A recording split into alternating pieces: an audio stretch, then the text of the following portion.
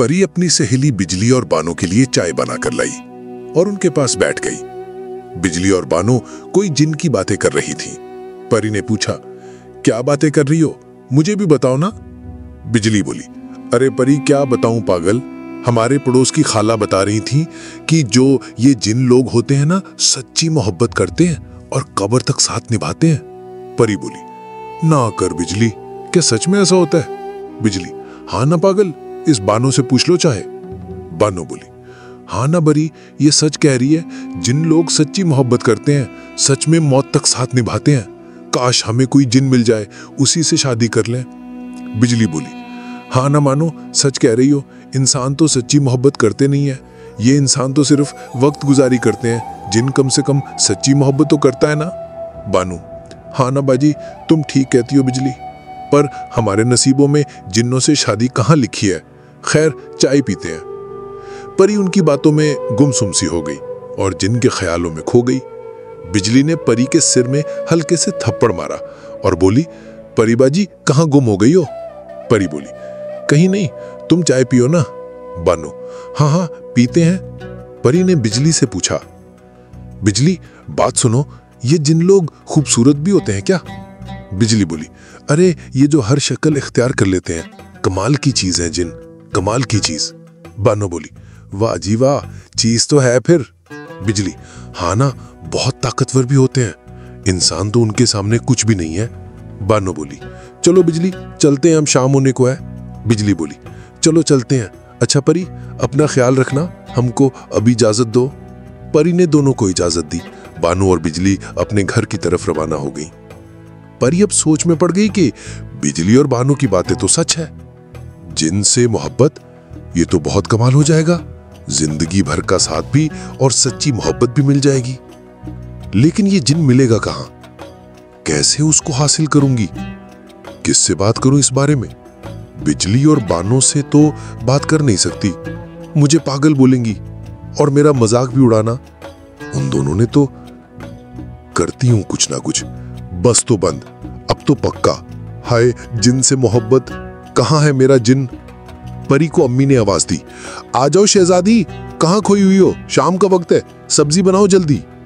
परी सब्जी बनाने में मशगूल हो गई और साथ साथ सोचने लगी कि क्या किया जाए, किसी इल्म वाले के पास जाना पड़ेगा, वही रास्ता बताएगा इस जिन को कैसे हासिल किया जाए।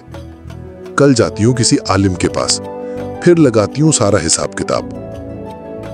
अगली सुबह परी ने जल्दी नाश्ता बनाया, घर वालों को नाश्ता करवाया और खुद भी किया और अम्मी से बोली, मैं बिजली के घर जा रही हूं, उसे मुझसे काम है, दोपहर तक आ जाऊंगी। अम्मी ने परी को इजाजत दे दी। परी ने मालूम किया कि साथ के गांव में एक आलिम रहता है, तो परी वक्त से ही दूसरे गांव की तरफ चल पड़ी उस आलिम के पास। आखिरकार परी उस गांव पहुंच गई और उस आलिम से मिली। आलिम को सारा माजरा बताया कि मैं किसी जिन से सच्ची मोहब्बत करना चाहती हूं और उसी से शादी भी करना चाहती हूं। आलिम ने जब सुना तो उसके रोंगटे खड़े हो गए, ये बेवकूफ लड़की क्या बात कर रही है? आलिम बोला, ए लड़की, अक्ल घर छोड़ के आई हो क्या? पागल हो तुम जो बेवकूफों वाली बातें कर रही हो? ये काम नहीं हो सकता, इंसान हो इंसान बनो, जिन्नात के मामलात से दूर रहो, जान भी जा सकती है। परी बोली, आलिम बाबा मुझे बस उसका तरीका बताओ, मैं कुछ भी कर सकती हूँ, मुझे अपनी जान की कोई परवाह नहीं है, मुझे बस जिन चाहिए, हर हाल में चाहिए, बाबा जी मदद करो मेरी। और परी रोने लग गई। तो फिर बाबा भी वहां पिघल गया। बाबा जी बोला, लड़की काम मुश्किल है, जान भी जा सकती है, लेकिन अगर तुम इसमें कामयाब हो गई तो तुम जिन से मिल सकती हो, मोहब्बत भी कर सकती हो और शादी भी कर सकती हो। बाबा जी ने कहा, परी बेटा तुम्हें रात को 12 बजे के बाद 50 दिन तक कब्रिस्तान जाना होगा, वो भी हर रात जाना होगा। परी एक दफा तो घबरा गई, बहुत सोचा कि ये कैसा काम है, बहुत मुश्किल, ये तो तौबा है, अब क्या करूं, करना तो पड़ेगा। सच्ची मोहब्बत की तलाश में जो निकल पड़ी हूं, वो भी जिन से है। बाबा जी मुझे अकेले जाना होगा हर रात कब्रिस्तान? बाबा जी ने कहा, हाँ बिल्कुल, तुम्हें हर रात को अकेले ही जाना होगा कब्रिस्तान, और वहां जाकर एक गोल दायरा बनाना है, उसके अंदर बैठकर कलमात पढ़ने हैं। ये 50 दिन तक अगर तुम ऐसा करती हो तो जो चाहती हो वो मिल जाएगा।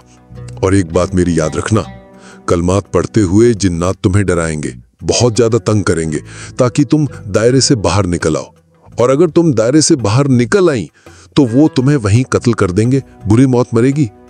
कलमात मुकम्मल होने तक तुमने हरगिज दायरे से बाहर नहीं निकलना, चाहे कुछ भी हो जाए। परी बहुत डर भी रही थी, लेकिन मोहब्बत के जुनून ने उसे हिम्मत भी दे रखी थी। उसने बाबा की दुआ ली और उनसे इजाजत लेकर वापस घर आने की तैयारी की। रास्ते में खुद से ही बातें करती आ रही थी परी।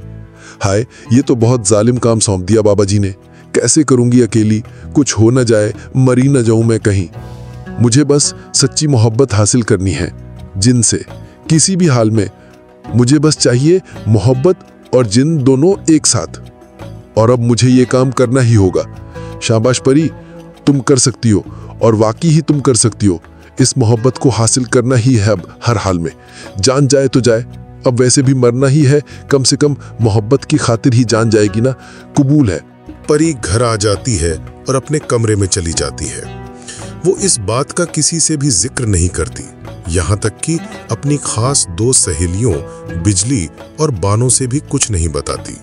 परी अब बस रात का इंतजार करती है, कब रात हो और वो चुपके से कब्रिस्तान जाए और अपना काम शुरू कर दे। आखिरकार इंतजार करते करते रात का वक्त आ ही जाता है। सब घर वाले सो चुके होते हैं। परी चुपके से घर से निकलकर गांव के पास ही कब्रिस्तान पहुंच जाती है। वहां परी को सिवाय खामोशी और कब्रों के कुछ भी नजर नहीं आता। परी बहुत डरी हुई होती है। वो हिम्मत करके एक गोल घेरा बनाती है और उसमें बैठ जाती है, और वो कलिमात पढ़ना शुरू कर देती है जो बाबा जी ने उसे बताए थे। कलिमात पढ़ते पढ़ते घेरे के बाहर जिन्नात उतरना शुरू हो जाते हैं। वे डरावनी आवाजें निकालते हैं ताकि परी डरकर घेरे से बाहर निकल जाए। परी बहुत ज्यादा डर जाती है क्योंकि उसने कभी जिन्नात नहीं देखे थे, लेकिन अब उसके सामने बहुत सारे जिन्नात आ चुके थे, डरावने रूपों में। परी के मन में डर बैठ जाता है कि कहीं ये घेरा तोड़कर अंदर ना आ जाए और उसे मार न डाले। कितने गंदे जिन्नात हैं ये, हाय। जिन्नात अचानक उसके सामने उसकी माँ को ले आते हैं और उनकी गर्दन मरोड़ने लगते हैं। परी डर जाती है, हाय ये क्या हो गया, माँ यहाँ कैसे आ गई, ये क्या कर रहे हैं माँ के साथ। लेकिन अचानक परी को बाबा जी की बात याद आ जाती है कि ये सब झूठ है, ये सिर्फ तंग कर रहे हैं, डराने के लिए, ताकि मैं घेरे से बाहर निकल जाऊं। लेकिन अब ऐसा नहीं होगा। परी के अंदर अब पहले से भी ज्यादा हिम्मत आ जाती है। जिन्नात भी एक दूसरे की तरफ देखकर सोचते हैं कि क्या चीज है ये पहली लड़की जो हमसे डर नहीं रही, इतनी हिम्मत इस लड़की में कैसे। बहुत अजीब और अफसोस की बात है हमारे लिए कि हम एक लड़की को डरा नहीं सके। और आखिरकार परी उस रात का 1 घंटे का चिल्ला मुकम्मल कर लेती है और बहुत सुकून और खुशी के साथ घर वापस लौट आती है। पहली रात का चिल्ला पूरा हो गया है। दूसरी तरफ जिन्नात भी अपने बड़े सरदार जिन के पास जाते हैं सारा वाकया सुनाने के लिए। सरदार खुद परेशान हो जाता है कि ये कौन सी लड़की है जो जिन्नात से नहीं डरी। आज तक जमीन पर किसी औरत ने ये काम नहीं किया और ना ही कोई औरत पैदा हुई जो जिन्नात से ना डरी हो। और ये कैसा पागलपन है कि जिन से सच्ची मोहब्बत की तलाश में ये अपनी जान की भी परवाह नहीं कर रही है। सरदार ने जिन्नात से कहा, तुम सब फिर से जाना, कल देखते हैं इस बार डरती है या नहीं, और कामयाब होकर वापस लौटना, खाली हाथ मत आना।